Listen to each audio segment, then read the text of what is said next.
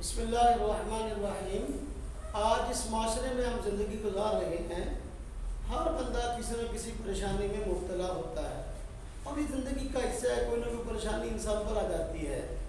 تو دنیا میں کوئی بندہ یہ نہیں چاہتا کہ میرے اوپر کوئی پریشانی آئے، لیکن کسی مومن پہ آ جائے کہ یہ زندگی کا حصہ، اس کو چاہیے خندہ پیشانی سے اس کو برداشت کرے اور مصیبتوں کے وقت، پریشانیوں کے وقت اللہ تبارک و تعالیٰ کو یاد کرے۔ رجوع اللہ یہ سب ہے۔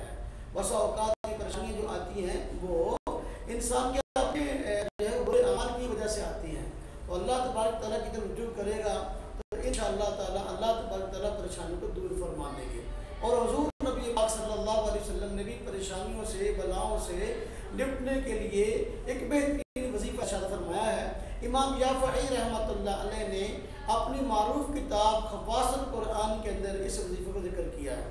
حضرت ابن عباس رضی اللہ تعالیٰ عنہ فرماتے ہیں، حضور نبی پاک صلی اللہ علیہ وسلم نے ارشاد فرمایا کہ جو بندہ بسم اللہ الرحمن الرحیم پڑھتا ہے اور ولا حول ولا قوت الا باللہ العلی العظیم پڑھتا ہے، اللہ تبارک و تعالیٰ اس سے 70 بلاؤں کو دور کر دیتے ہیں اور دروازوں کو بند کر دیتے ہیں۔ اور فرمایا پہلا دروازہ، پہلا پھاٹک جو اللہ تبارک تعالیٰ ان کلمات کی برکت سے بند کرتے ہیں وہ غم ہے اور مصیبت ہے۔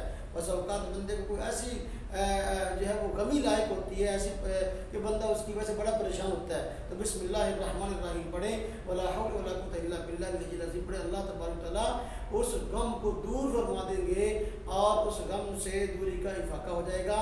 ہمیں چاہیے کہ حضور نبی پاک صلی اللہ علیہ وسلم کے بتلائے ہوئے ان وظائف کو اپنائیں تاکہ ہماری زندگی جو ہے وہ امن اور سکون والی گزرے۔ اللہ تبارک و تعالیٰ عمل